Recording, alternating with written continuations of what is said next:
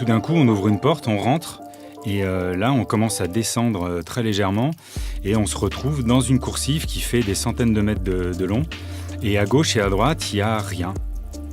Il n'y a rien. Il y a du noir, on entend des bruits, on sent de l'humidité, le frais. On est dans une ambiance complètement abstraite qui est fascinante. C'est vraiment un endroit magnifique.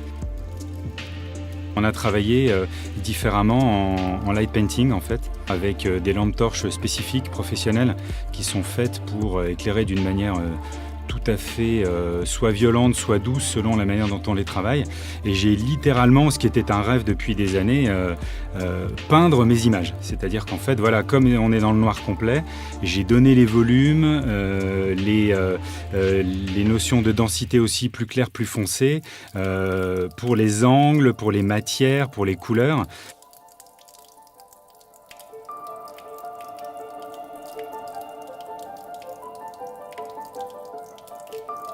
Ça, c'était une énorme photo, un très très gros défi technique et un vrai bonheur parce que le résultat est tout à fait à la hauteur de ce qu'on attendait. On a vraiment une notion de 3 dimensions, c'est ce que je voulais rendre.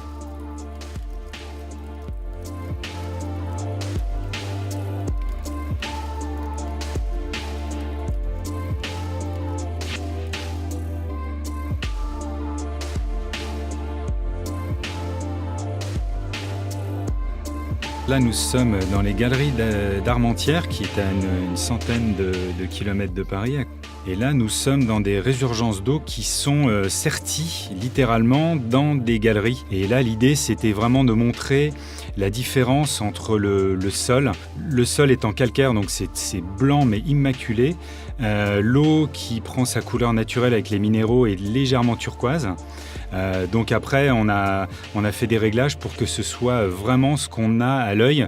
J'ai pas du tout triché sur les notions de couleur. Je voulais vraiment respecter la beauté du site dans sa nature propre et montrer à la fois les volumes, la profondeur. Là, vous voyez les galeries de gauche et de droite, ça fait 50 ou 60 mètres de long, et des galeries comme ça, il y en a plusieurs qui se dispersent en étoiles.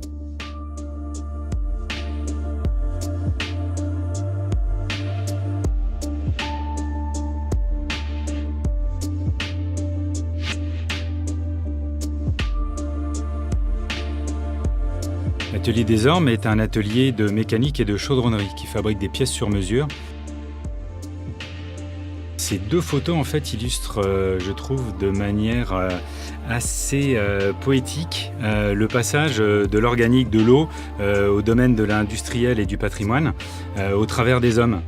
Ce qui est intéressant dans ces 2 images, c'est de montrer le savoir-faire qui est tout à fait exceptionnel de ces 2 personnes, qui ne sont pas que 2 d'ailleurs, mais eux servent de symbole, mais il y a toute une équipe derrière qui fabrique les pièces pour que les rouages de cette gigantesque machine fonctionnent parfaitement.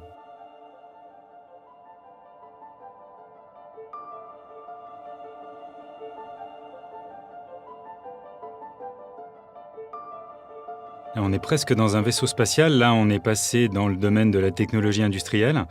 C'est une usine de filtration rapide avec des bassins à sable.